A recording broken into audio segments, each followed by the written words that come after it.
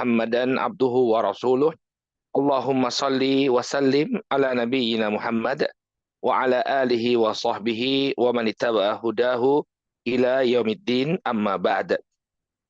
Bapak dan Ibu-ibu, kaum muslimin wal muslimat yang semoga dirahmati oleh Allah. Alhamdulillah, puji dan syukur tak henti-hentinya kita panjatkan kepada Allah Subhanahu wa taala atas segala nikmat yang telah Allah Subhanahu wa taala anugerahkan kepada kita semua, terutama nikmat taufik dan hidayahnya sehingga sampai saat ini kita masih bisa melaksanakan aktivitas kita, melakukan amalan ketaatan kepada Allah Subhanahu wa taala. Kita berharap mudah-mudahan Allah Subhanahu wa taala menganugerahkan keistiqomahan kepada kita semua. Amin ya rabbal alamin. Salawat serta salam semoga senantiasa tercurah kepada junjungan kita Nabi Muhammad, kepada keluarga, para sahabat, dan pengikut beliau hingga akhir zaman. Saudaraku kaum muslimin, Bapak dan Ibu yang dirahmati oleh Allah, insya Allah di sore hari ini kita akan memulai pelajaran kita membahas fikih Islami, yang kita akan mulai dengan membahas fikih toharah, yaitu bersuci sebelum kita melakukan ibadah kita ya kepada Allah Subhanahu wa taala. Namun kami memandang ya ada beberapa muqaddimat, ya ada beberapa pendahuluan yang perlu kita sampaikan agar kita bisa mencerna pelajaran yang disampaikan dengan baik dan juga agar kita bisa lebih bersemangat dalam belajar fikih ini.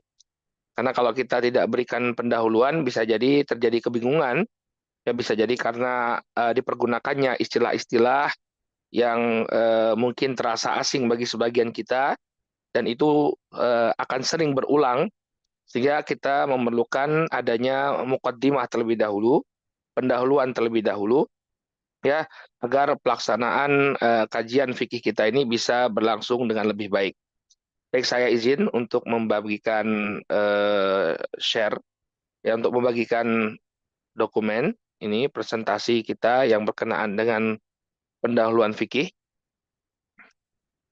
Baik, kita akan mulai terlebih dahulu ya dengan mukaddimah. Yang pertama, fikih itu apa? Ya, sering seseorang dalam mempelajari Islam dia berhadapan dengan masalah fikih. Ini fikihnya seperti apa? Ya, demikian juga kita sering dengar ini sudah dibahas oleh para ulama dalam kitab-kitab fikih. Maka fikih itu secara bahasa artinya adalah faham.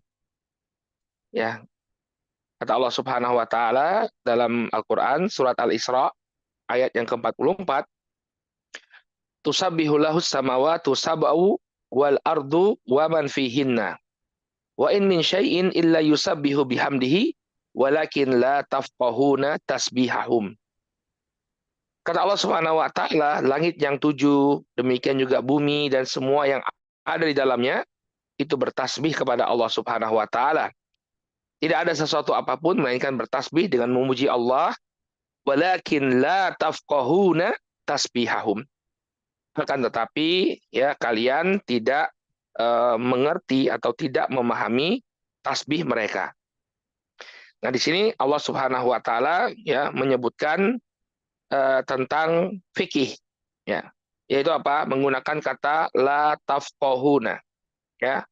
La tafqahuna ini maknanya adalah la tafhamun, yaitu kalian tidak mengetahui.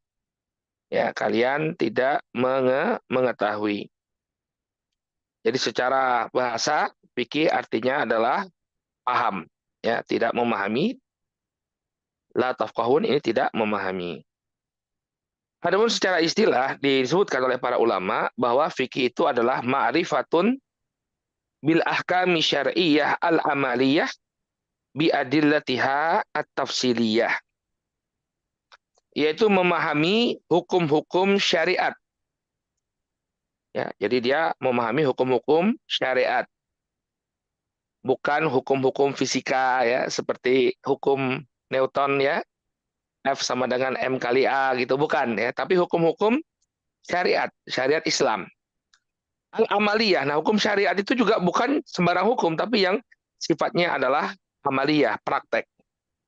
Ya, karena di dalam Islam ada yang namanya amaliyah, ada yang namanya i'tiqadiyah, ya, i'tiqadiyah. Jadi yang namanya amaliyah itu bukan i'tiqadiyah, tidak berhubungan dengan keyakinan, dengan akidah. Jadi dia lebih kepada bagaimana praktek kita dalam keseharian kita. Jadi yang namanya fikih tidak berbicara tentang keyakinan. Misalnya dalam fikih tidak berbicara tentang iman kepada takdir. Tidak, ini tidak diperbincangkan dalam masalah fikih. Ini tidak dibicarakan tentang iman kepada para malaikat, tidak. Karena yang dibicarakan dalam permasalahan fikih adalah syariat amaliyah, yang berkaitan dengan amaliyah. Adapun yang berkaitan dengan keyakinan, ya, itu babnya berbeda. Itu dipelajari dalam kitab-kitab akidah. Ya. Jadi ada akidah, ada fikih. Nah, kalau yang dia bersifat yang berkaitan dengan i'tiqadiyah, dengan keyakinan, itu masuknya ke ranah akidah. Maka di dalam fikih kita tidak mempelajari akidah. Kalau biadillatiha at-tafsiliyah, dengan dalil-dalil secara terperinci. Jadi amalan kita itu membutuhkan dalil. Ya, ketika Anda melakukan ibadah sholat, ya, atau sebelumnya Anda berwudu, itu harus ada dalilnya. Kenapa Anda melakukannya seperti ini? Nah, itu dipelajari dalam ilmu fikih. Jadi ilmu fikih mempelajari dalil-dalil yang melatar belakangi, ya, amalan-amalan yang kita lakukan. Jadi ini adalah definisi dari fikih, yaitu secara bahasa artinya adalah faham, adapun secara istilah fikih adalah memahami hukum-hukum syariat amaliyah dengan dalil-dalilnya secara terperinci, dengan dalil-dalilnya secara terperinci. Baik. Kemudian, ya, apa tujuan kita, ya, mempelajari fikih, ya? Tujuan kita mempelajari fikih adalah agar bisa beribadah kepada Allah Subhanahu wa taala dengan baik. Karena tujuan kita diciptakan oleh Allah Subhanahu wa taala ke muka bumi ini adalah agar kita beribadah kepada Allah Subhanahu wa taala. Ya, kata Allah Subhanahu wa taala, "Wa ma khalaqtul jinna wal insa illa liya'budun." Tidaklah aku ciptakan jin dan manusia kecuali untuk beribadah kepadaku, kata Allah Subhanahu wa taala, ya. Untuk beribadah kepada Allah, ya. Ini adalah tujuan kita diciptakan oleh Allah Subhanahu wa taala, ya. Dan ibadah ini mencakup banyak hal, ya. Dijelaskan oleh Al-Imam Ibnu Taimiyah rahimahullahu taala bahwa ibadah ini, ya, adalah bentuknya bisa keyakinan dalam hati, ya, namanya keyakinan dalam hati, ya. Kemudian apa namanya, amalan dengan anggota badan, ya, keyakinan dalam hati, kemudian segala segala sesuatu yang dicintai oleh Allah Subhanahu wa taala itu ibadah. Ya, dalam definisinya Ibnu Taimiyah menyebutkan ibadah itu adalah ismun jami'un likulli ma yuhibbullah wa yardah minal aqwali wal af'al zahirah wal batinah. Yang namanya ibadah itu adalah segala sesuatu yang dicintai dan diridhoi oleh Allah Subhanahu wa taala. Ya, baik ucapan maupun perbuatan yang tampak maupun yang tidak tampak. Jadi inilah tujuan kita diciptakan oleh Allah Subhanahu wa taala, yaitu untuk beribadah kepada Allah Subhanahu wa taala. Nah, bagaimana cara beribadah tersebut? Nah, ini yang perlu menjadi pengetahuan kita. Kenapa? Karena ibadah itu dia akan diterima oleh Allah Subhanahu wa taala kalau terpenuhi dua syarat. Ya, di sana ada dua syarat diterimanya ibadah. Ya, dua syarat diterimanya ibadah. Yang pertama harus ikhlas. Ya, harus ikhlas. Ini yang pertama. Syarat yang pertama, kita harus melakukan amalan ibadah kita itu dengan penuh keikhlasan. Tidak akan diterima ibadah seorang hamba kalau dia melakukannya tidak ikhlas karena Allah Subhanahu wa taala. Di dalam Al-Qur'an surat Al-Bayyinah ayat yang kelima, Allah Subhanahu wa taala berfirman, "Wa ma umiru illa liya'budullaha mukhlishina lahuddin." Ya, ini surat Al-Bayyinah ayat yang kelima, ya. Al-Bayyinah ayat yang kelima. Allah Subhanahu wa taala mengatakan, ya, dan tidaklah mereka diperintahkan kecuali untuk beribadah kepada Allah Subhanahu wa taala dengan mengikhlaskan kepada Allah agama ini. Artinya ibadah yang mereka lakukan harus mereka lakukan ikhlas karena Allah, mencari balasan dari Allah Subhanahu wa taala. Tidak boleh bagi seseorang untuk melakukan amalan ibadah untuk yang selain Allah. Ya misalnya dia beribadah kepada berhala-berhala, tidak boleh ya. Demikian juga tidak boleh dia melakukan ibadah karena motivasi ingin mendapatkan dunia, ya, mendapatkan ujian manusia, nggak boleh. Ibadahnya tidak diterima oleh Allah Subhanahu wa taala kalau dia tidak ikhlas. Nah, kemudian syarat yang kedua, ya, bahwa apa? Amalan ibadah itu tidak diterima kecuali dengan sesuai dengan tuntunan Nabi Shallallahu alaihi wasallam. Nah, inilah kenapa kita harus belajar fikih. Ya, kenapa kita harus belajar fikih? Karena syarat amalan diterima itu dia harus sesuai dengan tuntunan Rasulullah Shallallahu Alaihi Wasallam. Kalau Anda mengklaim saya melakukan ibadah, tapi ternyata ibadahnya itu tidak sama dengan apa yang dicontohkan oleh Nabi Shallallahu Alaihi Wasallam, maka amalannya ditolak, nggak diterima oleh Allah Subhanahu wa Taala. Nabi alaihi salatu wasallam mengatakan dalam hadis yang diriwayatkan oleh Imam Muslim, "Man amila amalan laisa alaihi amruna fahuwa radd." Barang siapa yang dia melakukan amalan yang bukan ajaran kami, bukan perintah kami, tidak ada tuntunannya dari Nabi alaihi salatu wasallam, maka amalan tersebut tertolak. Nah, ini. Misalnya dia berwudu, tapi ternyata wudunya nggak sesuai dengan wudu yang diajarkan oleh Rasul alaihi salatu wasallam. Maka wudunya apa?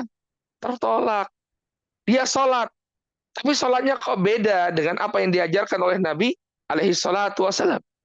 Maka sholatnya tertolak. Ya. Sehingga apa? Harus sesuai dengan tuntunan Nabi alaihi salatu wasallam. Makanya, hadirin yang dirahmati oleh Allah, kita perlu untuk mempelajari fikih agar ya ibadah kita itu sesuai dengan apa yang diajarkan, dituntunkan oleh Rasulullah Shallallahu Alaihi Wasallam. Ya, terlebih lagi Nabi Shallallahu Alaihi Wasallam ya memerintahkan ya para sahabat ya untuk mencontoh beliau dalam beribadah. Seperti dalam hadisnya Imran ibn Husain radhiyallahu taala anhu, ketika Nabi Shallallahu Alaihi Wasallam berbicara tentang masalah sholat, beliau mengatakan, "Shollu kama ro'aitumuni usolli." Sholatlah kalian sebagaimana kalian ya melihat aku sholat. Jadi apa? Sholatnya kita sesuai dengan apa yang dicontohkan oleh Nabi alaihi salatu wasallam. Shollu kama ro'aitumuni usolli. Ya. Demikian juga dalam permasalahan ibadah haji. Beliau Shallallahu Alaihi Wasallam mengatakan, "Khudhu anni manasikakum." Ambillah dariku manasik haji kalian. Ya, ambillah dariku manasik haji kalian. Artinya apa? Ibadah sholat kita, bukan ibadah haji kita dan ibadah-ibadah lainnya itu hendaknya sesuai dengan apa yang dituntunkan oleh Nabi alaihi salatu wassalam. Ya, inilah kenapa kita harus belajar fikih. Ya, karena kalau Anda tidak belajar fikih, kemudian ibadah Anda tidak sesuai dengan apa yang dituntunkan oleh syariat, maka ibadah tersebut akan tertolak. Maka ibadah tersebut akan tertolak. Ya. Kemudian apa keutamaan ya seseorang dia belajar fikih atau bahkan belajar agama secara umum ya. Di antara keutamaannya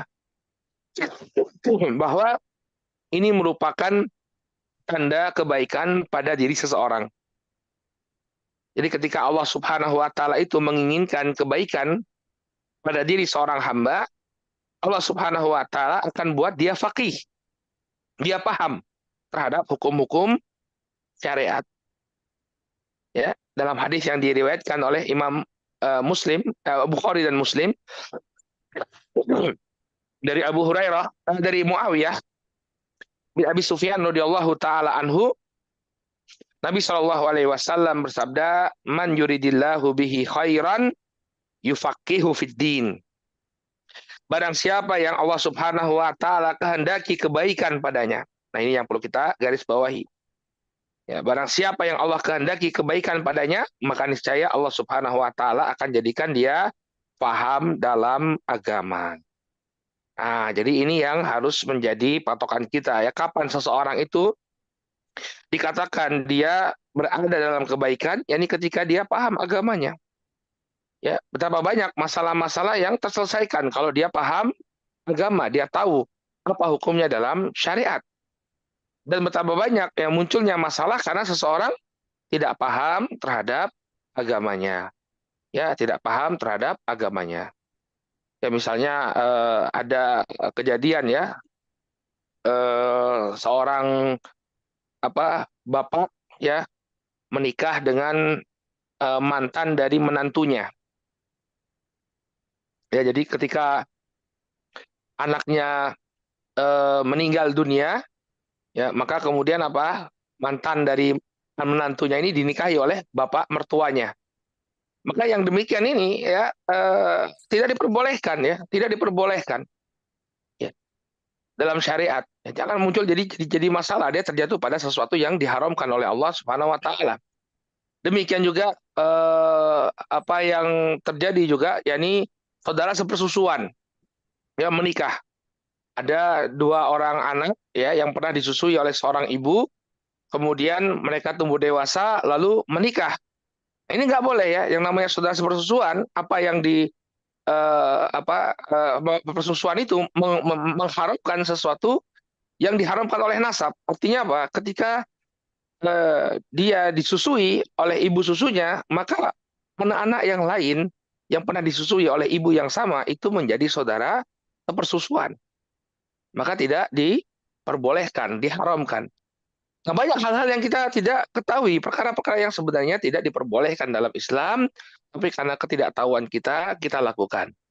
Maka orang yang belajar agama, dia bisa terhindar dari kesalahan-kesalahan yang ada. Makanya kata Nabi alaihi salatu wasallam, "Man yuridillahu bihi khairan yufaqihu fiddin." Ya, barang siapa yang eh, apa Allah kehendaki kebaikan padanya, Allah Subhanahu wa taala akan fakihkan dia terhadap agama. Ya, dahulu bahkan ya di masa Nabi alaihi salatu wasallam ya, ada sebagian sahabat yang dia berada di musim yang sangat dingin ya, di musim dingin, cuaca yang sangat dingin, kemudian dia mandi junub ya. Kata kata orang-orang mengatakan kepada dia, wajib bagimu untuk mandi junub. Dalam sebagian riwayat sahabat ini kepalanya bocor, kemudian dia mandi junub ya. Maka apa yang terjadi kemudian? Orang tersebut meninggal dunia. Maka Nabi Shallallahu Alaihi Wasallam marah kepada mereka ya. Qatalahullah. Ya, mereka telah membunuh saudaranya ini. Semoga Allah menghukum mereka. Kenapa kalian tidak bertanya? Bukankah yang namanya obatnya dari kebodohan adalah bertanya?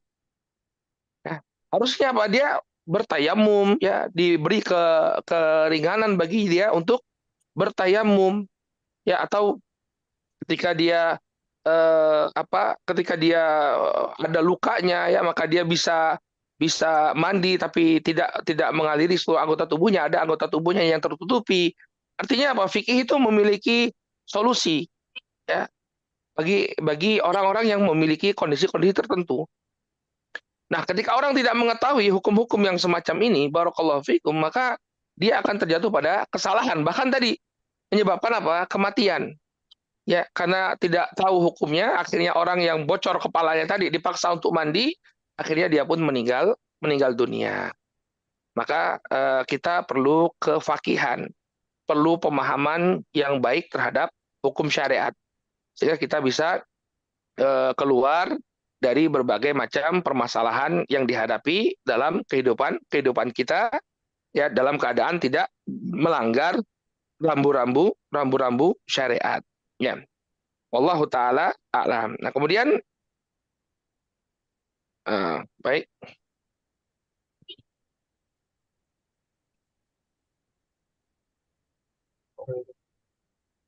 Belum Nah, tahu. sekarang kita lihat, ya, apa yang menjadi al-adillatus syar'iyyah, artinya apa dalil-dalil yang dipakai untuk menetapkan syariat. Nah, ini kita perlu tahu, ya, apa saja yang menjadi landasan, ya, para ulama untuk menentukan hukum-hukum syariat. Jadi kita nggak boleh ya sembarangan untuk menentukan hukum syariat. Tapi apa yang kita simpulkan, apa yang kita tetapkan itu harus dibangun dari dalil-dalil. Nah, para ulama menyebutkan bahwa dalil syariat yaitu yang pertama adalah Al-Qur'an. Jadi ketika kita melakukan suatu amalan itu harus punya dasar dari Al-Qur'an. Ya. Allah Subhanahu wa taala mengatakan ya ayyuhalladzina amanu atiullaha wa atiur rasul wa ulil amri minkum. Fa in tanaza'tum fi syai'in farudduhu ila Allahi war rasul in kuntum tu'minuna billahi wal yaumil akhir dzalika khairun wa ahsanu ta'wila. Kata Allah Subhanahu wa taala dalam surat An-Nisa ayat yang ke-59, wahai orang-orang yang beriman, taatlah kalian kepada Allah dan taatlah kalian kepada Rasul serta ulil amri di tengah-tengah kalian. Nah, di sini kita lihat ya, Allah Subhanahu wa taala memerintahkan kita untuk taat kepada Allah, ya. Taat kepada Allah maksudnya apa? Kita taat kepada Al-Qur'an. Karena itu yang merupakan kalamullah, ya, Al-Qur'an. Kemudian wa'tiur rasul, taatlah kalian kepada Rasul. Nah, sekarang Rasul Shallallahu alaihi wasallam sudah nggak ada. Maka kita taat kepada apa?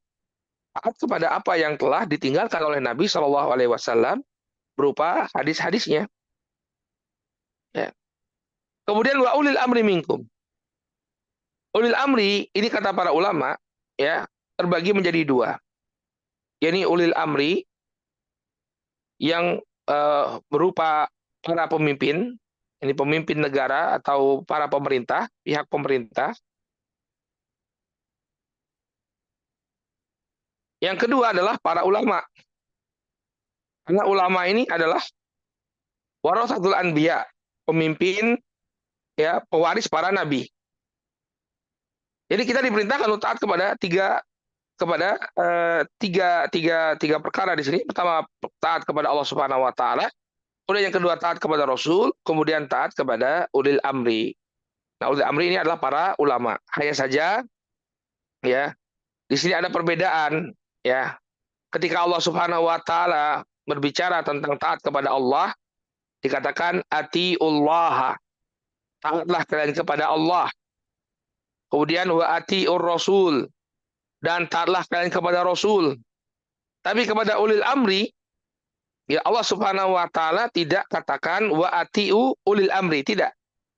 Tapi langsung wa ulil amri minkum. Nah, ini kata para ulama ada sebuah hikmah di sini. Kenapa? Ketika berbicara tentang taat kepada pemerintah atau taat kepada ulama, Allah tidak menggunakan redaksi wa atiu ulil amri. Hal ini disebabkan karena ketaatan kepada ulil amri itu sebenarnya bukan ketaatan yang mutlak. Nah, ini perbedaannya. Ketaatan kepada Allah ini ketaatan yang mutlak. Anda harus ikut Al-Quran. Ketaatan kepada Rasul juga demikian. Anda harus ikut hadis-hadis beliau.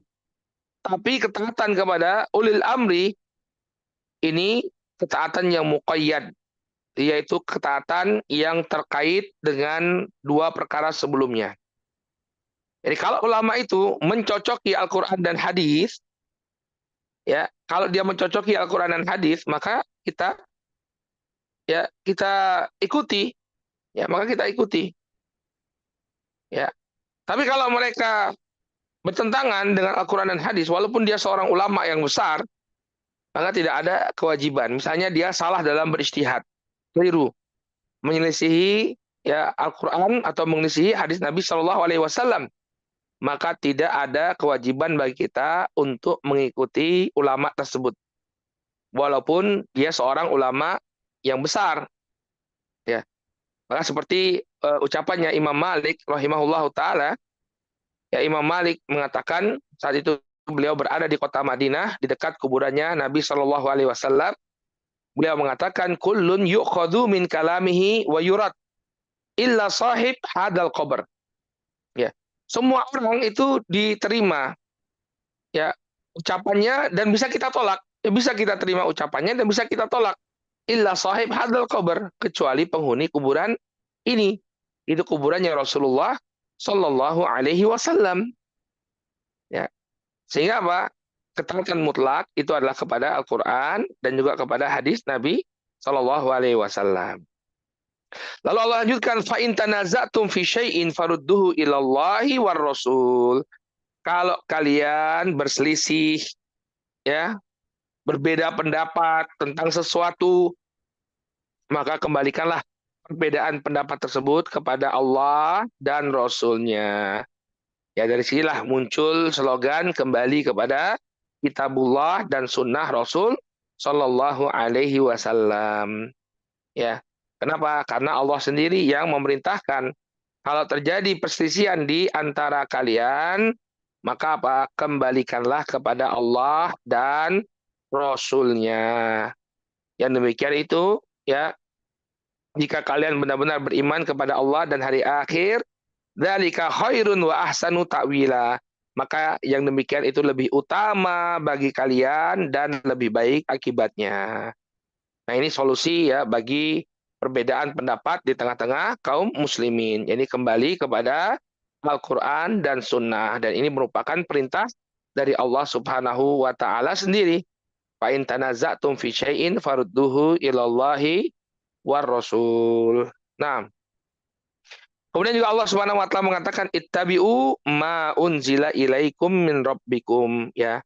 Ikutilah apa yang diturunkan kepada kalian dari Tuhan kalian.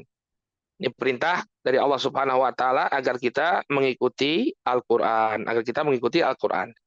Jadi ini dasar pengambilan fikih kita yang pertama, yaitu Al-Qur'an. Kemudian yang kedua, ya, dasar kita, fikih kita, pengambilan fikih adalah as-sunnah, yaitu hadis-hadisnya Rasul Shallallahu Alaihi Wasallam. Ya, as-sunnah itu adalah ucapan, perbuatan, sifat, dan persetujuan dari Nabi Alaihi Wasallam. Ya, misalnya beliau mengatakan dalam ucapannya, ya, innamal a'malu binniyat. Ya, sesungguhnya amalan itu tergantung dari niatnya. Maka seseorang perlu berniat ketika dia beramal. Demikian juga perbuatan, ya, perbuatan Nabi Alaihi Wasallam. Perbuatan Nabi Shallallahu Alaihi Wasallam juga adalah sumber hukum. Misalnya ketika beliau memakan, ya, ada seekor hewan, ya, hewan itu namanya zob, ya, atau beliau memakan, ya, misalnya beliau memakan apa, ya, memakan daging, ya, memakan anggur atau memakan apapun, ya. Nah, itu menunjukkan bahwa hal itu diperbolehkan, ya. Makan kurma atau ketika beliau berbuka puasa, beliau minum segelas air, itu perbuatan beliau, itu dasar hukum. Yang menjadi dasar hukum, ya. Misalnya kita katakan disunahkan bagi seseorang untuk berbuka puasa dengan tamar, dengan kurma. Apa dasar hukumnya? Perbuatan Rasulullah Shallallahu Alaihi Wasallam. Kemudian kita katakan disunahkan untuk menghidupkan 10 malam terakhir di bulan Ramadan. Apa dasar hukumnya? Perbuatan Nabi Shallallahu Alaihi Wasallam. Kata Ibunda Aisyah radhiyallahu taala anha, bahwa dahulu beliau Shallallahu Alaihi Wasallam idza dakhala al-ashar, ya, syadda mi'zarah wa aiqadha ahlah wa ahya lailah. Nabi itu kalau 10 malam terakhir bulan Ramadan, beliau mengikat kencang sarungnya, kemudian membangunkan keluarganya dan menghidupkan malam harinya. Jadi apa yang dilakukan oleh Nabi Shallallahu Alaihi Wasallam itu merupakan apa? Merupakan dalil, ya, merupakan dalil. Kemudian juga yang diambil dari sunnah adalah sifatnya, ya, sifatnya Nabi alaihi salatu wasallam. Seperti ketika Nabi alaihi salatu wasallam misalnya memanjangkan rambut beliau sampai ke mana? Sampai ke pundak beliau misalnya, atau beliau menggunakan sebuah pakaian, ya. Maka ini sebenarnya sumber hukum menunjukkan kebolehannya. Saya Nabi SAW menggunakan pakaian gamis. Ada orang misalnya yang mengatakan nggak boleh pakai gamis. Loh, kenapa? Nggak boleh. Mubah hukumnya. Kenapa? Nabi Shallallahu Alaihi Wasallam menggunakan gamis misalnya. Ya. Jadi yang demikian merupakan apa? Dalil, ya, dalil syar'i. Demikian juga persetujuan. Ya, persetujuan itu artinya apa? Sesuatu terjadi di hadapan Nabi Shallallahu Alaihi Wasallam, kemudian beliau alaihi salatu wasallam tidak mengingkari. Contohnya, ketika disuguhkan di hadapan beliau, dia daging dob. Dob ini semacam hewan, ya, hewan padang pasir. Ya kalau kita lihat ya seperti kadal atau biawak begitu, tapi beda ya. Dob ya dob. Dob ya tidak ada di negeri kita, dia ada di negeri padang pasir. Nah itu dimasak kemudian dihidangkan di hadapan Nabi Shallallahu Alaihi Wasallam. Nabi nggak makan, tapi Nabi nggak melarang para sahabat untuk memakannya. Maka ini juga dalil bahwa daging dob itu boleh untuk dimakan, boleh untuk dimakan. Ya, sehingga apa? Hadirin yang dirahmati oleh Allah, persetujuan dari Nabi SAW atau diamnya Nabi SAW dari suatu perkara dalam keadaan beliau mampu untuk menjelaskan ketidakbolehannya, yang demikian itu merupakan dalil. Contoh lagi ya, dalam permasalahan azl.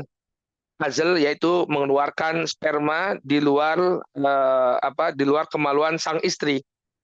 Apa hukumnya? Boleh. Kenapa? Karena itu terjadi di masa Nabi SAW dan Nabi SAW tidak melakukan pengingkaran. Kata sebagian para sahabat, kunna na'tazil wal Qur'anu yanzil. Kami dahulu melakukan azl, yakni mengeluarkan sperma di luar kemaluan istri-istri kami, dan Al-Qur'an itu apa? Dalam keadaan Al-Qur'an itu turun, tidak ada teguran sama sekali. Dan Nabi nggak pernah menegur mereka ketika melakukan perbuatan tersebut. Maka ini menunjukkan bahwa perbuatan tersebut diperbolehkan. Ya. Dalam Al-Qur'an Allah Subhanahu wa taala mengatakan wa ma atakumur rasulu fahudhu wa ma nahakum anhu fantahu wattaqullaha innallaha syadidul iqab. Kata Allah Subhanahu wa taala, apa yang dibawa oleh Rasul kepadamu, kepada kalian, maka terimalah, dan apa yang dilarangnya maka tinggalkanlah, dan bertakwalah kepada Allah, sesungguhnya Allah itu sangat keras hukumannya. Ya. Dan juga tadi dalil yang kita bacakan, man amila amalan laisa alaihi amruna fahuwa rad. Barang siapa yang melakukan amalan yang tidak ada perintahnya dari kami, maka amalan tersebut tertolak. Kalau ada yang bertanya mungkin ya, Ustadz kan kita cukupkan dengan Al-Quran, kenapa kita harus pakai hadis? Ya cukup ada Al-Quran, Al-Quran firman Allah, kenapa kita tidak mencukupkan diri dengan Al-Quran? Kenapa harus pakai hadisnya Nabi alaihi salatu wasalam? Ya, maka tidak mungkin seseorang itu bisa beribadah dengan benar kalau dia hanya mengambil pada Al-Quran saja. Contohnya, ya, di dalam Al-Quran Allah Subhanahu Wa Taala perintahkan, ya, akimis sholah, ya, atau akimus sholah, tegakkanlah sholat.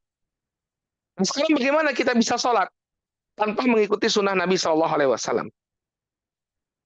Apakah di dalam Al-Quran disebutkan tata cara sholat secara lengkap? Tidak ada. Waktu-waktu sholat juga, apakah disebutkan sholat subuh waktunya sekian, kemudian zuhur sekian, ya, maghrib sekian waktunya, kemudian isya sekian? Apakah disebutkan secara detail dalam Al-Quran? Demikian juga tata cara wudhu, ya, dan banyak hal tidak disebutkan di dalam Al-Quran. Maka kita perlu sunnah Nabi Shallallahu Alaihi Wasallam untuk menjelaskan perintah-perintah yang sifatnya global di dalam Al-Quran. Maka ini adalah dalil syar'i yang kedua, yaitu sunnah Nabi alaihi salatu wassalam. Kemudian yang ketiga adalah al-ijma. Al-ijma, ijma ini artinya adalah kesepakatan ulama kaum muslimin, ya. Kesepakatan ulama kaum muslimin. Ini yang dimaksud dengan ijma.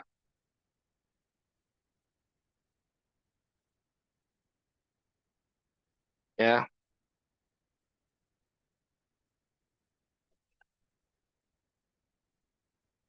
ini gimana sih? Sebentar, Pak. Ya,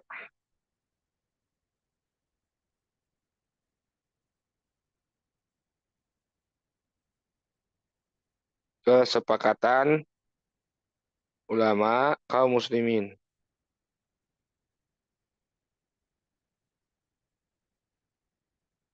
Ya, nah, kalau misalnya ulama telah bersepakat ya dalam suatu perkara, maka itu menjadi sebuah dalil ya. Ketika tidak ada seorang pun di antara para ulama yang menyelisih perkara tersebut, maka itu merupakan sebuah dalil. Ya, kenapa?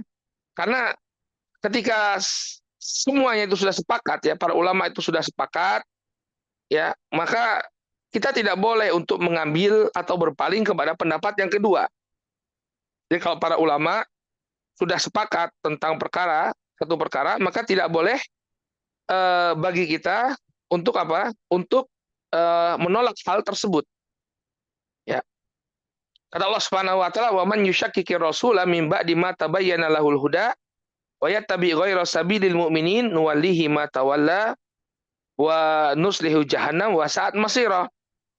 Barang siapa yang menentang Rasul setelah jelas kebenaran baginya dan mengikuti jalan selain jalannya orang-orang yang beriman.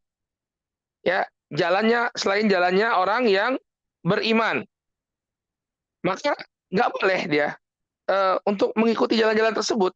Kalau semuanya umatnya Muhammad SAW sudah bersepakat dalam satu perkara, kalau dia tetap mengikuti jalan tersebut, nuwalihi matawalla wa nuslihu jahannam wa sa'at masira. Maka kami masukkan dia ke dalam neraka jahanam dan jahanam itu adalah seburuk-buruknya tempat kembali. Nah, ayat ini menunjukkan kepada kita bahwa tidak boleh bagi kita untuk berpaling ketika ada satu perkara yang sudah disepakati oleh kaum muslimin. Contohnya bagaimana? Mereka berijma ya. Para ulama berijma untuk membukukan Al-Qur'an. Misalnya, apa hukumnya membukukan Al-Qur'an? Dahulu di masa Nabi alaihi salatu wasalam, Al-Qur'an itu dihafal oleh para sahabat dan ditulis secara terpisah. Maka kemudian mereka bersepakat ya dimulai dari kebijakannya Abu Bakar As-Siddiq radhiyallahu taala anhu ya, beliau punya kebijakan untuk membukukan Al-Qur'an menjadi satu mushaf. Maka kalau ada orang yang mengingkari, oh nggak boleh itu membukukan Al-Qur'an sebagai satu mushaf, maka kita katakan para kaum muslimin, para ulama kaum muslimin mereka sudah bersepakat, ijma mereka tentang kebolehan membukukan Al-Qur'an menjadi satu kitab. Ya, menjadi satu kitab. Maka ijma ini adalah apa? Kesepakatan yang ketika itu sudah menjadi kesepakatan kaum muslimin, tidak boleh orang setelahnya itu mengingkari ya atau mengambil pendapat yang berbeda. Misalnya ada orang mengatakan, "Oh, saya berpendapat nggak boleh itu Al-Qur'an itu ditulis kemudian dicetak." Nggak boleh dia berpendapat seperti itu. Kenapa? Karena sudah terjadi ijma. Apa ijma'nya? Ijma tentang kebolehan membukukan Al-Qur'an menjadi satu kitab. Ya.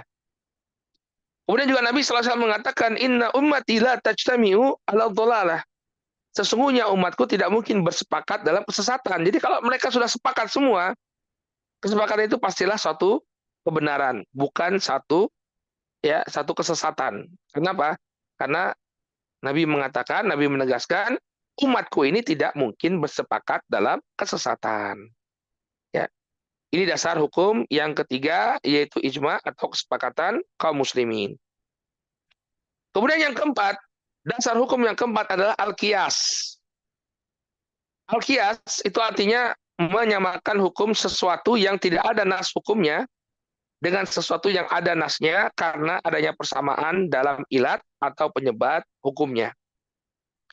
Contohnya apa? Narkoba. Dan ini sangat bermanfaat untuk hal-hal yang sifatnya kontemporer. Ya misalnya narkoba. Kalau bapak dan ibu cari di dalam Al-Quran, demikian juga dalam hadisnya Nabi Shallallahu Alaihi Wasallam, tidak ada ya sesuatu apapun yang menyebutkan tentang narkoba. Ya, mengapa kita nggak bisa menetapkan hukum terhadap narkoba? Jawabannya bisa. Kenapa? Dikiaskan, ada kias. Dan Nabi mengatakan kullu muskirin khamrun wa kullu muskirin haram. Segala yang memabukkan itu khamr dan setiap yang memabukkan itu hukumnya haram. Maka narkoba itu menghilangkan akal, ya, menghilangkan akal. Dia dihukumi sebagai khamr, maka dia apa? Apa? Dianggap khamr karena apa? Dikiaskan dengan khamr. Kenapa dia diharamkan? Karena dikiaskan dengan khamr. Nah, inilah 4 hukum atau 4 dalil yang menjadi dalil atau landasan penetapan hukum dalam syariat Islam, ya, dalam syariat Islam. Dan 4 perkara ini yang disepakati oleh setiap mazhab, ya. Jadi dalam Islam itu ada beberapa mazhab, ya, yang sekarang masih ada, itu ada 4, ya. Mazhab Abu Hanifah, mazhab Hanafi, kemudian mazhab Maliki, kemudian mazhab Syafi'i, dan terakhir mazhab Hambali.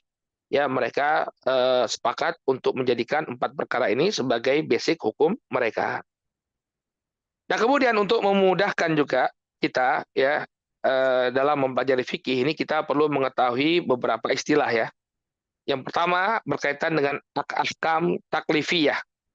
Ahkam taklifiyah ini mungkin sudah pernah kita pelajari waktu di sekolah dulu, ya. Tapi nggak apa-apa kita ulang, ya, untuk menyamakan pandangan, ya. Nanti kalau muncul istilah-istilah ini kita tidak kebingungan lagi, ya.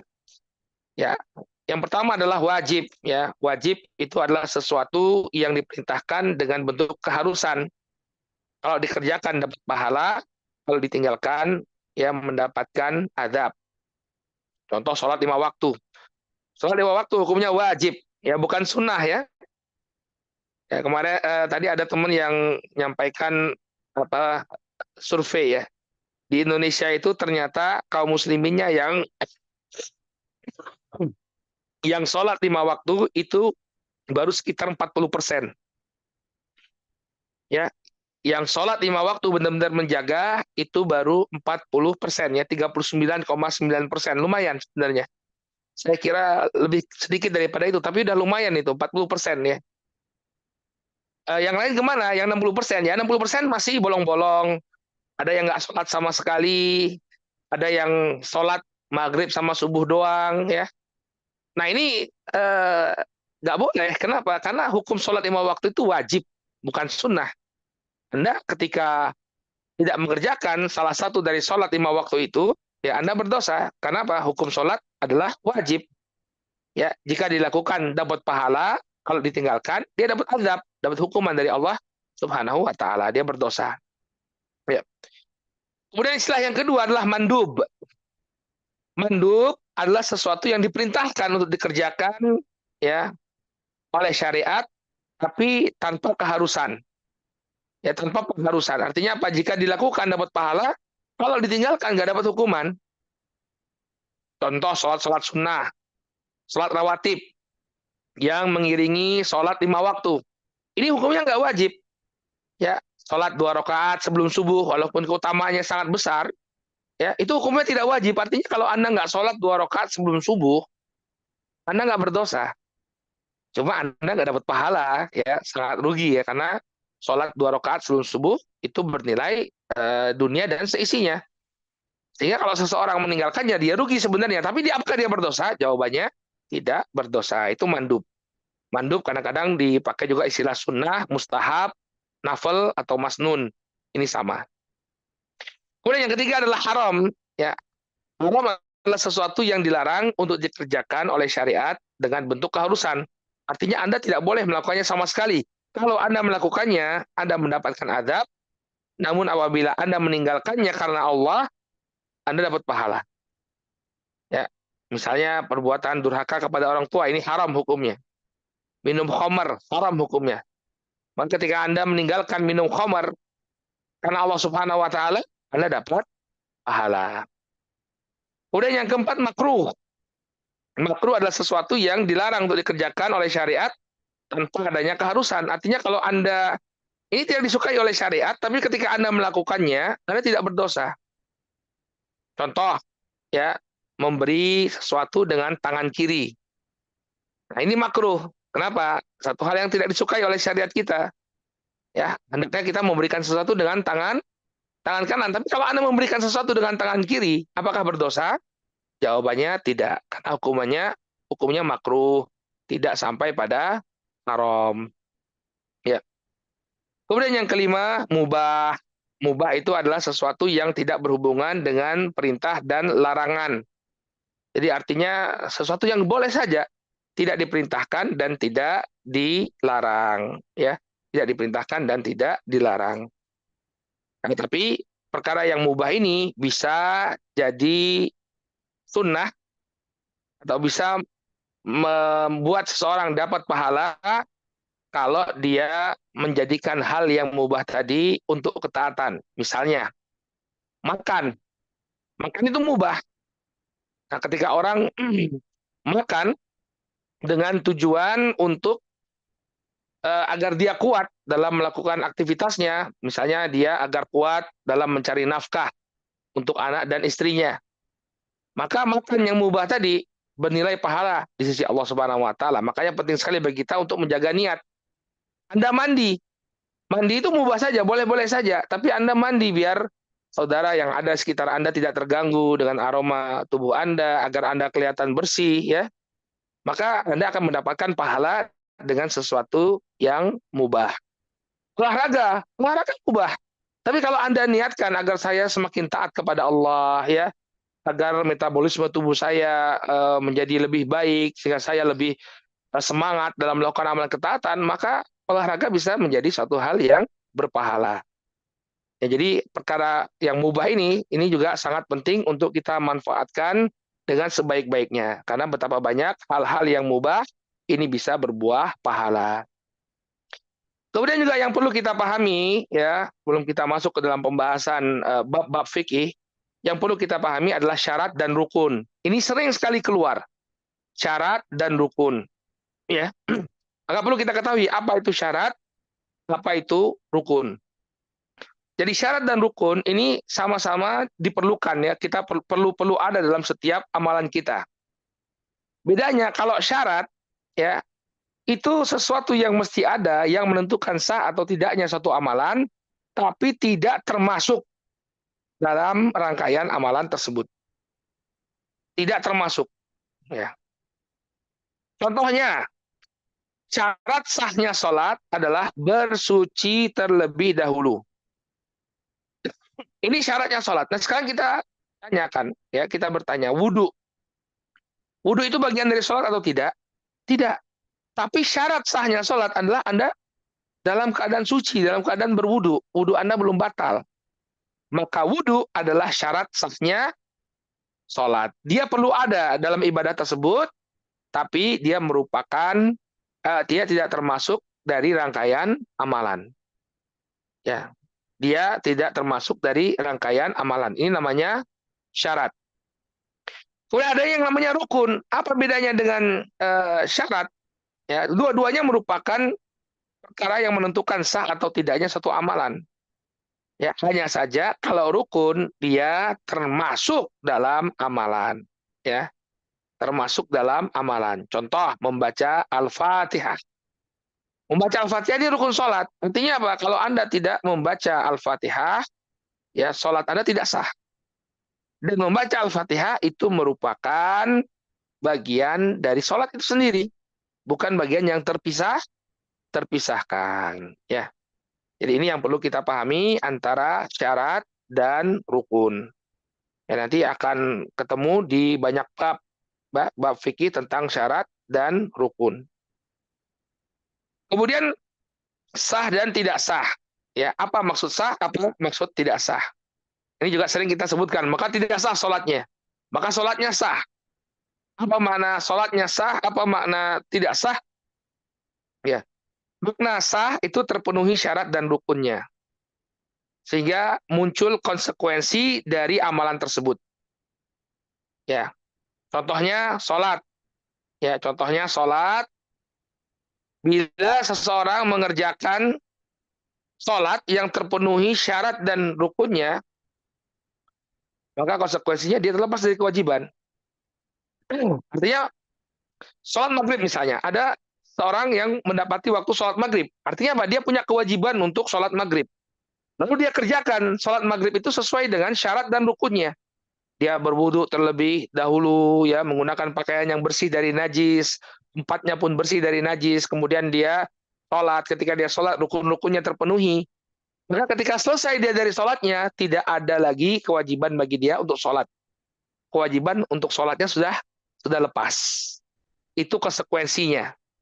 Ya, kenapa? Karena dia sudah melakukan ibadah tersebut sesuai dengan syarat dan rukunnya.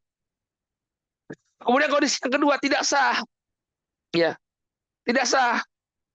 Bagaimana suatu ibadah tidak sah kalau tidak terpenuhi salah satu syarat atau rukunnya? Salah satu saja syaratnya atau salah satu saja dari rukunnya itu tidak terpenuhi, maka ibadahnya tidak sah. Contoh, orang yang tidak bersuci terlebih dahulu sebelum sholat, ya, syaratnya tidak terpenuhi, maka sholatnya nggak sah. Walaupun dia sudah sholat, sholatnya Masya Allah bagus, mulai dari takbiratul ihram, baca Al-Fatihah, ruku, sujud, sampai salam. Selesai dia dari sholatnya. Tapi ternyata sebelum sholat, syarat dia bersih, ya, syarat dia dalam keadaan suci tidak terpenuhi. Maka tidak ada konsekuensi apapun dari amalan itu. Artinya apa? Amalan tersebut tidak teranggap sama sekali. Dia harus kembali sholat. Ya, harus ngulang lagi sholatnya. Kenapa? Sholatnya nggak sah. Disebabkan oleh apa? Karena syaratnya tidak terpenuhi, ya. Atau syaratnya terpenuhi tapi rukunnya nggak terpenuhi. Misalnya dia sudah suci dari hadas dalam keadaan berwudu, pakaiannya pun bersih, tempatnya pun bersih. Lalu dia sholat sendirian misalnya, tapi kemudian nggak baca Al-Fatihah.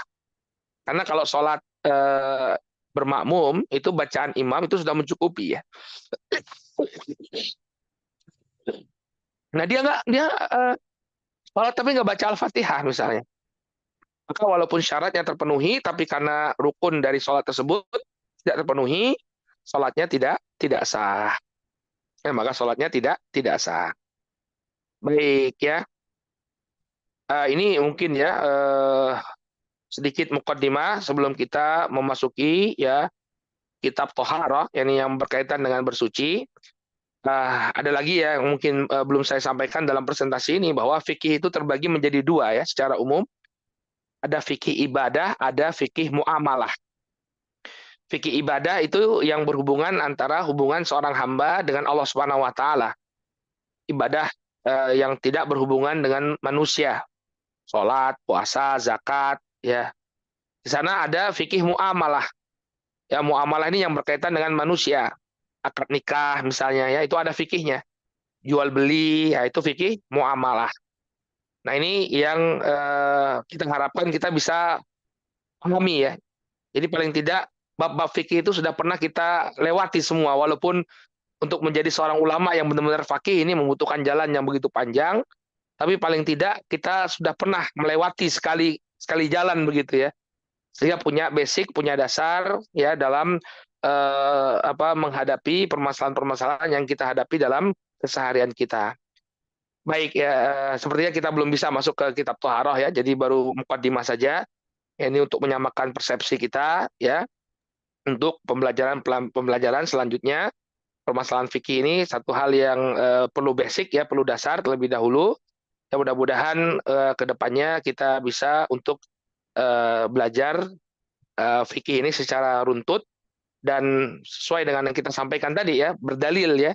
Jadi bukan hanya dapat begitu saja, tapi dengan dalil-dalil yang terperinci. Baik, wallahu taala a'lamu bisawab. Ini mungkin yang bisa kami sampaikan pada pertemuan kali ini, ya, mudah-mudahan bermanfaat. Nanti PDF-nya saya bisa kirimkan ke Pak Roshid, nantinya bisa dibagikan ke para peserta insya Allah. Alhamdulillah, jazakallah khair. Baik. Dan baik teman-teman semua, jika ada pertanyaan silahkan raise hand, nanti kita beri kesempatan atau bisa tulis di chat pertanyaan-pertanyaan baik yang sesuai dengan topik maupun di luar topik. Dari saya Ustaz, ini di luar topik Silakan Pak Roshid. sebetulnya karena di luar topik nih Ustaz. Baru-baru Hmm? ini saya lihat di media sosial, ada yang menulis, bukan menulis ya, memang bukan, sebetulnya tidak hanya di media sosial, tapi ada, jika engkau bersyukur, maka nikmat Allah akan ditambah. Ya. Saya hanya ingin bertanya, bersyukur ini Ustadz, ini bagaimana kita bersyukurnya ini Ustadz? Agar bukan bukan minta untuk bertambah, tapi untuk bersyukur saja khususnya Ustadz. Ini Hmm. apa nih Ustadz? Bentuknya seperti apa begitu ya? Ya, ya. Baik. Jadi memang betul ya, Allah Subhanahu wa taala menjanjikannya dalam surat Ibrahim itu, la in syakartum la azidannakum wala in kafartum inna adzabi lasyadid. Apabila kalian bersyukur, maka aku akan tambah nikmatku untuk kalian. Namun kalau kalian kufur, maka sesungguhnya adabku itu sangatlah pedih. Kemudian para ulama menyebutkan ya, apa bentuk syukur. Di antaranya Al-Imam Ibnu Qayyim rahimahullahu taala, beliau menyebutkan bahwa bentuk syukur ya itu diwujudkan dengan tiga perkara. Yang pertama adalah al-i'tiraf.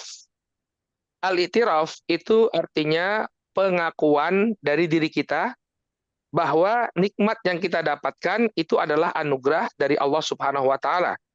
Bukan karena hasil kerja keras kita, bukan karena ada orang ya yang memberikan, tapi karena itu berasal dari Allah Subhanahu wa taala.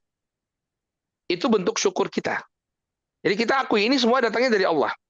Tidak boleh bagi seseorang kemudian dia merasa ujub. Oh, saya dapatkan ini karena hasil kerja keras saya. Betapa banyak orang yang bekerja dengan begitu keras, tapi dia tidak mendapatkan apa yang dia inginkan. Ketika Hmm, Anda bekerja keras lalu dapat apa yang Anda inginkan, itu merupakan kemurahan dari Allah Subhanahu wa taala. Maka ini bentuk syukur yang pertama. Anda tidak menisbatkan nikmat tersebut kecuali hanya kepada Allah Subhanahu wa taala. Kemudian yang kedua, ya bentuk syukur yang kedua adalah Anda eh, bersyukur dengan lisan. Artinya apa? Memuji Allah atas nikmat yang didapatkan. Maka ketika kita diberi nikmat oleh Allah Subhanahu wa taala, kita mengucapkan apa? Alhamdulillah. Kita memuji Allah Subhanahu wa taala karena dialah yang telah memberikan nikmat tersebut. Kemudian bentuk syukur yang ketiga adalah menggunakan nikmat yang Allah berikan dalam perkara yang diperbolehkan oleh syariat atau dalam ketaatan. Tidak kemudian menggunakan nikmat tersebut justru untuk bermaksiat kepada Allah Subhanahu wa taala. Misalnya Anda diberi nikmat handphone, handphonenya nikmat, ya. Kemudian apa yang Anda lakukan untuk bersyukur atas nikmat ini? Anda pergunakan handphone ini untuk hal-hal yang Allah ridhoi, ya, untuk menyambung silaturahim, ya, berkomunikasi, memudahkan pekerjaan, ya. Bukan kemudian dipergunakan untuk maksiat, nonton yang nggak benar, lihat acara gosip lah, atau menghabiskan waktu untuk hal-hal yang tidak bermanfaat. Itu namanya tidak bersyukur. hmm, Ya, maka itulah tiga bentuk syukur yang disebutkan oleh Al-Imam Ibnu Qayyim rahimahullah. Yang pertama adalah mengakui dan menisbatkan nikmat tersebut hanya kepada Allah. Kemudian yang kedua, ya, dia mengucapkan alhamdulillah, pujian kepada Allah atas nikmat tersebut. Lalu yang ketiga, dia menggunakan nikmat tersebut dalam hal-hal yang diridhoi oleh Allah Subhanahu wa taala. Allahu taala alam. Ya. Alhamdulillah. Belum ada, yang tadi ada yang langsung tapi belum kelihatan diturunkan lagi. Oke, Ustaz. Berikutnya mengenai sholat nih Oh, Ustaz. tadi yang resen tadi ya. Oh ada, oh nah dia. Kang Opi silahkan di unmute. Opi, ya Monggo. silakan Pak Opi. Assalamualaikum warahmatullahi wabarakatuh. Izin Kang Rashid, Pak Waalaikumsalam Ustadz. warahmatullahi. Mangga, mangga, mangga. Silakan, silakan, silakan. Ini Opi itu nama istri saya, Hmm, Tony Ustadz. Tony. Ya, Oh iya, iya, lagi iya. belajar juga. Nah, ini dapat saran dari teman, katanya bada zuhur itu ya, baca Al-Waqiyah, namatin, terus bada asar itu Ar-Rahman. Ya, yang saya tahu kan semua ayat itu bagus gitu kan. Nah, ini ada kekhususan katanya. Kalau pada maghrib kan al-muluk gitu. Nah, Ustadz yang mau ditanyain, ini ada riwayatnya atau hadis yang lebih mengutamakan di waktu-waktu tertentu membaca surat tersebut. Itu aja Ustadz. Kang Rashid. Atur nuhun. Baik. Assalamualaikum warahmatullahi wabarakatuh. Baik, kalau yang tadi kalau yang ba'da zuhur membaca surat Al-Waqiah, kemudian ba'da asar membaca surat Ar-Rahman, setahu yang saya ketahui itu tidak ada dalilnya. Sejauh yang saya ketahui ya, sejauh yang saya ketahui ya. Karena kalau ada nanti disebutkan dalam hadis Nabi Shallallahu Alaihi Wasallam. Sejauh yang saya ketahui, kalau yang untuk Al-Waqiah setelah zuhur dan Ar-Rahman setelah asar, wallahu alam. Saya nggak dapati dalilnya. Tapi yang dilakukan oleh Nabi itu justru berzikir ya, antara sholat asar sampai sholat maghrib itu di waktu petang itu berzikir. Ya, membaca seperti ayat kursi, kemudian kul huwallahu ahad 3 kali, kul a'udzu birabbil falaq 3 kali, kul a'udzu birabbin nas 3 kali, kemudian beristighfar, kemudian membaca la ilaha illallah wahdahu la syarikalah, lahul mulku walul hamdu wa huwa ala kulli syai'in qadir, ya. Ada zikir pagi dan petang, itu yang dibaca kebiasaannya Rasul sallallahu alaihi wasallam. Tapi membaca surat Ar-Rahman wallahu taala alam.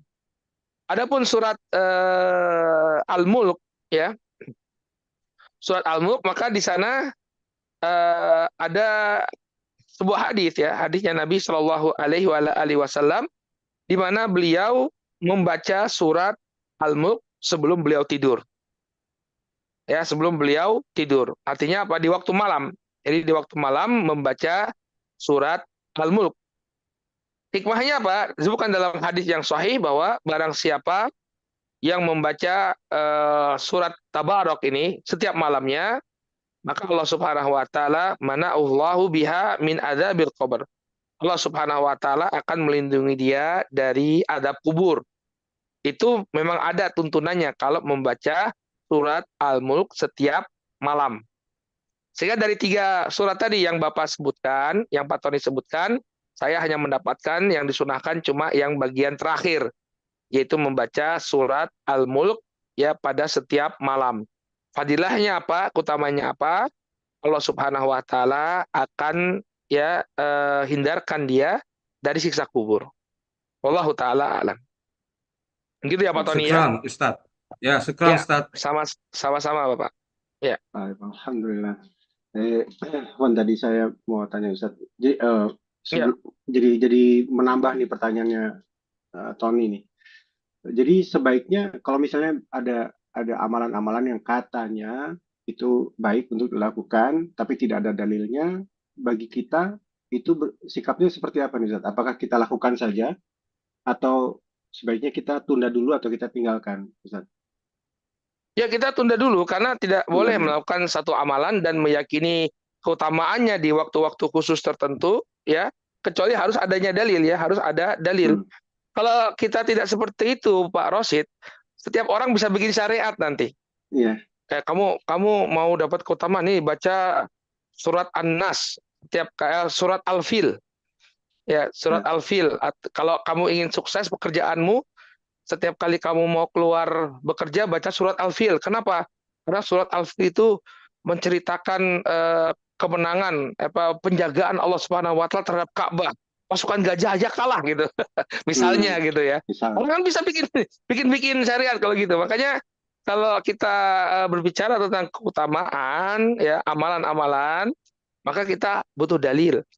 Ya, dari mana kita tahu kemudian amalan tersebut memiliki keutamaan? Harus ada landasannya. Nah, makanya saya tadi sejauh yang saya tahu kalau yang surat Al-Waqiah setelah zuhur dan Ar-Rahman setelah asar ini nggak ada hadisnya sejauh yang saya tahu. Ya, tapi kalau surat Al-Mulk memang ada dalilnya. Nabi sendiri yang mengatakan yang membaca surat Al-Mulk setiap malamnya dia akan dilindungi dari adab kubur. Ya, jadi tindakan kita ya kita mencari kejelasan. Ini ada nggak tuntunannya? Apa hadisnya? Bagaimana tuntunan Islam dalam perkara ini? Mana hadisnya? Ya kalau dia katakan apa baca Quran baik, oke kita setuju baca Quran baik di setiap waktu manapun baik. Tapi yang menunjukkan bahwa Al-Waqiah ini Anda baca utamanya setelah duhur dan Ar-Rahman setelah asar ini apa gitu? Ya, Hmm. apa landasannya? Itu yang patut menjadi pertanyaan kita. Ya. Baik. Alhamdulillah. Eh, Mungkin saya pertanyaan berikutnya ini agak lompat ke kajian nanti untuk sholat nih Ustaz. Tapi saya ingin tahu aja nih Ustaz, karena di masjid di sini terutama ya di tempat saya sholat ini kan dari berbagai negara dan berbagai pemahaman ya Ustaz. Dan kadang-kadang Mm-mm. kalau kita duduk di tasyahud akhir itu untuk mengangkat telunjuk jari, ada yang tidak mengangkat sama sekali, ada yang mengangkat, ada yang bergoyang-goyang, mengangkat pada saat apa namanya La ilaha syahadat. illallah, asyhadu tasyahud Ya, ya. asyhadu alla ilaha illallah. Ada juga yang bergoyang-goyang, ada yang diam. Nah, ini Hmm. sebetulnya yang baik, yang benar itu yang mana ya Ustaz? Dalam permasalahan itu memang ada khilaf ya, permasalahan. Nah, ini juga yang perlu kita sampaikan sebenarnya dalam permasalahan khilaf ya. Kadang-kadang para ulama mereka sesuai dengan apa yang kita sebutkan tadi. Mereka mengambil hukum itu dari Al-Qur'an, sunnah, kemudian ijma dan qiyas.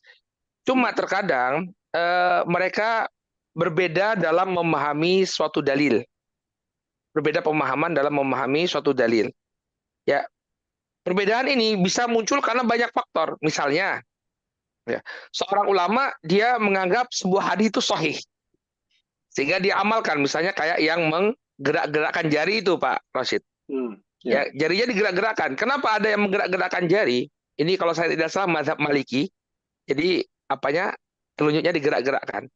Itu mereka berangkat dari sebuah hadis ya yang diriwayatkan dari jalan Zaidah bin Qudamah yang mengatakan bahwa telunjuknya itu digerak-gerakkan. Nah, kenapa ada ulama yang tidak menggerak-gerakkan, mereka hanya memberikan isyarat saja? Karena mereka menganggap hadis yang menggerak-gerakkan jari itu adalah hadis yang lemah. Hmm. Ya, hadis yang lemah. Siapa? Oh, kita nggak ambil ini. Kenapa? Hadisnya lemah. Yang kita ambil apa? Bahwa Nabi hanya memberikan isyarat.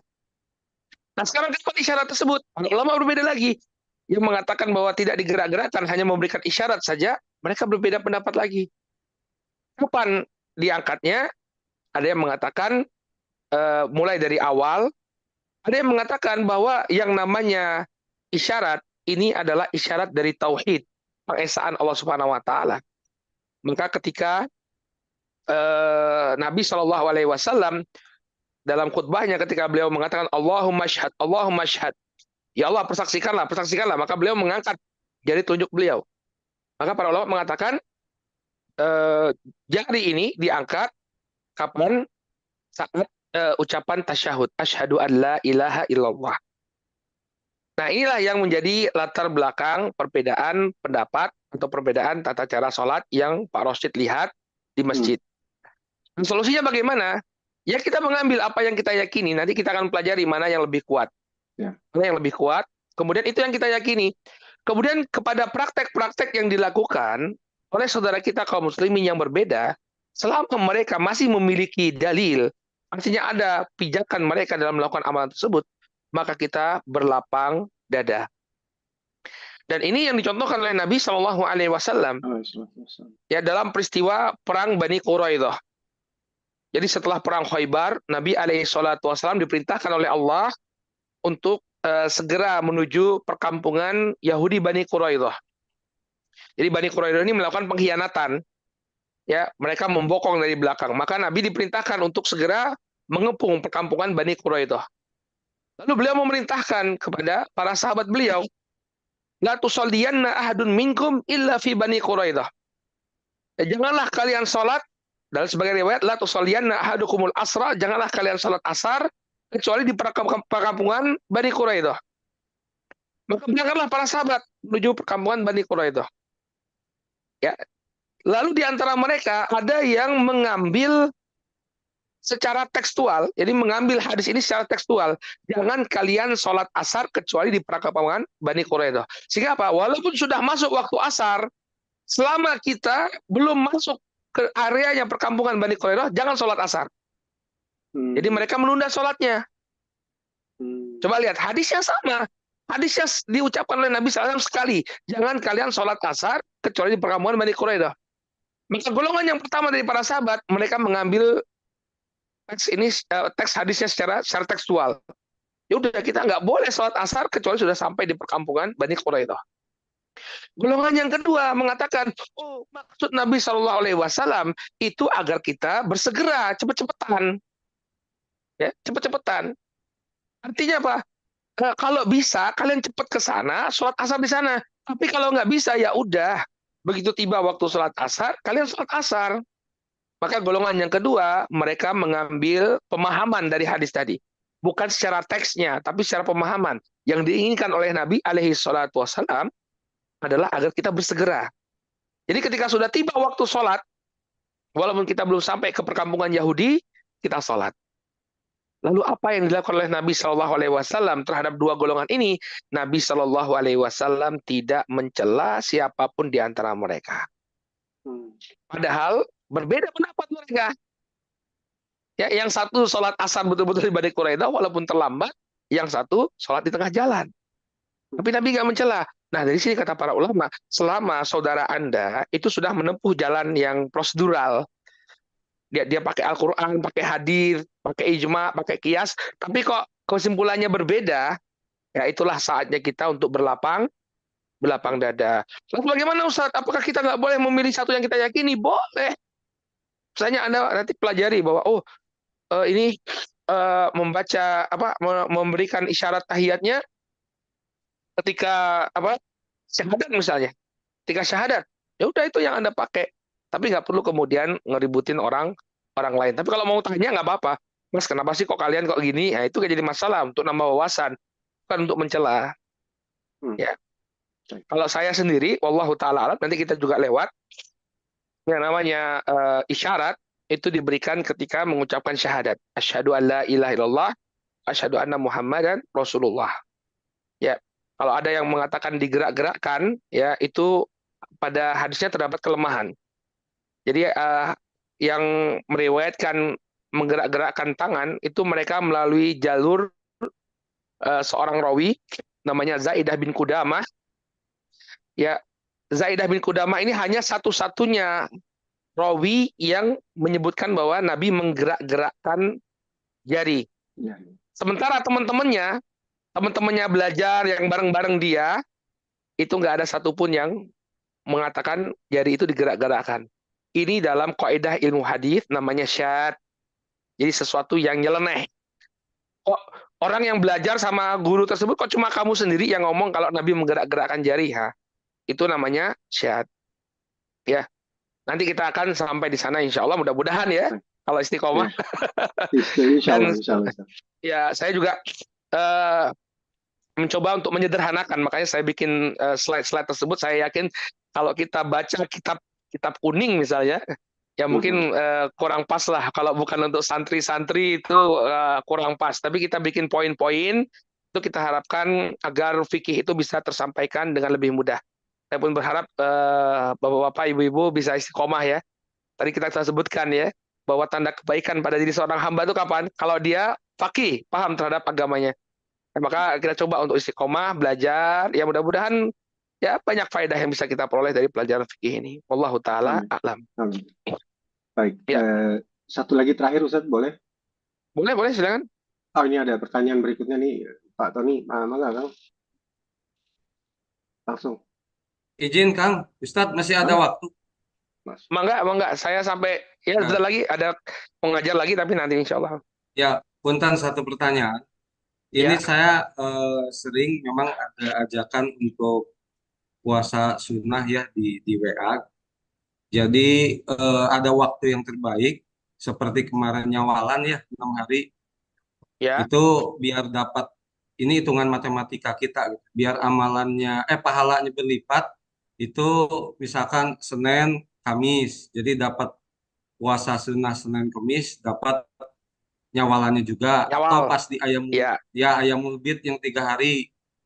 Jadi kalau pas dia Selasa, Rabu, Kamis, nah Kamisnya itu dapat pahala Senin, Kamis, dapat nyawalannya, dapat Ayamul Bidnya. Nah itu aja Ustadz. Apa memang benar dapat pahala yang berlipat seperti itu? Betul. Syukron. Kalau amalan sunnah Pak Tony, kita bisa menggabungkan beberapa amalan sunnah dalam satu amalan. Ya, dalam satu amalan kita gabungkan beberapa niat amalan sunnah. Seperti yang tadi Pak Tony kerjakan, menggabungkan puasa Syawal dengan puasa sunnah Senin Kamis atau puasa Ayyamul Bid, yang demikian diperbolehkan. Demikian juga ketika sholat sunnah, misalnya Pak Tony masuk masjid, ya sudah adzan zuhur misalnya, maka Pak Tony bisa menggabungkan sholat sunnah tahiyatul masjid dan sholat rawatib, ya 2 rakaat sebelum zuhur. Jadi untuk ibadah sunnah boleh kita gabungkan. Tapi kalau ibadah yang wajib nggak boleh, karena ibadah yang wajib itu satu kesatuan, artinya dia tidak boleh dibagikan dengan ibadah yang lain. Maka kaidahnya kalau ibadah itu adalah ibadah yang sunnah, maka silakan bagi Anda untuk menggabungkan niat-niatnya. Ya, saya berniat puasa Syawal, juga berniat untuk puasa sunnah di hari Senin, maka yang demikian diperbolehkan dan dia mendapatkan 2 keutamaan. Jadi boleh Pak Tony. Ya. Tapi untuk apa? Untuk ibadah sunnah ya. Kalau yang wajib ya jangan. Yang wajib ya kerjakan saja yang wajib. Ya. Syukron Kang. Syukron Ya. Ustaz. Ya, nah. Satu terakhir nih, Ustaz. Sebetulnya banyak sekali nih pertanyaan saya, cuman untuk menyingkat waktu satu aja terakhir nih, Ustaz. Ya. Di masjid lokaliti saya nih, kalau kita sholat isya lalu disambung dengan sholat sunnah dan witirnya itu, Ustaz, sholat witirnya itu waktu kemarin terawih ya, bulan Ramadan, witirnya itu seperti sholat maghrib. Jadi ada tasyahud awal, Ustaz. Tasyahud awal ya. Lalu di rakaat ketiga kita berdiri lagi, rakaat ketiga itu bisa kunut, setelah itu kita sujud dan tasyahud akhir. Ini gimana nih Ustaz? Kalau misalnya memang tidak ada dalilnya atau dalilnya lemah ya seperti yang tadi Ustaz sampaikan. Lalu kita sebagai makmum, kalau imamnya melakukan hal seperti itu, apa yang harus kita lakukan Ustaz? Pada tasyahud awal, apakah kita diam saja karena kita menunggu imamnya? Jadi kita tidak membaca apapun, kita duduk aja karena sesuai dengan itu. Lalu kita sholat yang ketiga baru tasyahud akhir Ustaz. Jadi satu tasyahud aja kita ambil Ustaz. Gimana nih Ustaz? Pertama saya belum tahu ya, belum mengkaji demikian mendalam. Apakah ada yang berpendapat kalau sholat, ya insya Allah ada lah, nggak mungkin lah orang di sana kemudian. Maaf Ustaz, saya sempat lihat di Islam QA ya, Islam QA yang di internet. Islam QA gimana? Gimana kata Islam QA? Katanya kalau Hanafi memang ada tata cara sholat dengan witir yang menggunakan tasyahud awal. Tasyahud. Nah, berarti ada berarti itu. Oh, oke. Nah, kalau begitu, maka kita mengikuti apa yang dipilih oleh imam. Kalau misalnya memang pendapat tersebut termasuk khilaf yang muktabar, maka kita ikuti apa yang menjadi pendapatnya imam. Kenapa? Karena Nabi SAW mengatakan, innama ju'ilal imamu liyutamma bihi. Ya, sesungguhnya imam itu dijadikan untuk diikuti. Sehingga ketika dia dengan fikih yang dia dapatkan, dan itu bukan fikih ya, masih dalam lingkungan koridor sunnah, maka kita ikuti apa yang menjadi pilihan imamnya. Jadi kalau imamnya itu melakukan tasyahud pada rakaat yang kedua, ya sudah kita ikuti. Demikian juga yang sering terjadi di Indonesia, misalnya masalah kunut subuh. Ya, kunut subuh ini pendapat yang dipilih oleh mazhab Syafi'iyah. Dan mereka punya hujah yang cukup kuat dalam masalah kunut subuh. Nah, kalau kita misalnya mengambil pendapat yang nggak ada kunut subuh ya, seperti Hambali misalnya, kita ambil pendapatnya mazhab Hambali, kita nggak kunut subuh, tapi ketika imam kita melakukan kunut subuh, maka kita ikuti. Nah, yang demikian adalah prakteknya Imam Ahmad sendiri. Ketika beliau sholat di belakangnya Syafi'i rahimahullah, ya beliau ikut kunut subuh. Karena memang imam itu dijadikan untuk diikuti. Jadi pendapat yang dipilih oleh imam itulah yang kemudian kita ikuti. Jadi kalau Pak Rashid sholat di belakang Hanafi, ya sudah. Ketika mereka tasyahud di witir, ya maka kita ikut tasyahud. Terus kalau nggak ikut tasyahud mau ngapain, Pak?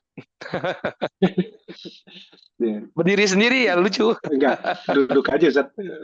Tanpa membaca tasyahud Ustaz. Jadi kita Oh, duduk duduk aja. Ya mungkin aja. boleh seperti itu kalau misalnya Ya, memang ya kan artinya tidak memudaratkan juga kalau misalnya ya. kita tidak membaca apapun juga nggak jadi masalah. Ya, Baik. Alhamdulillah Ustaz, mungkin waktu juga karena tidak ada pertanyaan. Insya Allah kita lanjutkan minggu depan Ustaz. Mungkin untuk minggu ini udah selesai Ustaz ya. dengan tertutup. Kayaknya gini ya, asiknya mungkin materinya nggak usah terlalu banyak, tapi tanya jawabnya yang banyak kali ya. Atau Ya gimana? mungkin. Enggak, tapi Ya, untuk Pak Haro memang perlu Ustaz. Kayaknya kita mulai kayak Pertamina belajar dari nol Ustaz. oh ya. Oke, nggak jadi masalah ya, insya Allah ya. Jadi mohon ditutup Baik, Ustaz ininya. baik, Bapak dan Ibu-ibu, ya, Remako gitu ya. Bapak dan Ibu-ibu, peserta kajian Remako yang dirahmati Allah, alhamdulillah di sore hari ini kita telah selesaikan pelajaran kita. Yang mudah-mudahan bermanfaat. Jangan pernah bosan, jangan pernah merasa wah ini saya nggak saya udah tua nih nggak lagi deh belajar gitu ya. Tapi kita tetap semangat. Insya Allah banyak sekali faedah yang bisa kita dapatkan. Ya mungkin memang materinya sudah pernah disampaikan dulu, tapi dengan mengulang pelajaran, insya Allah semakin banyak faedah yang kita dapatkan dan semakin mengokohkan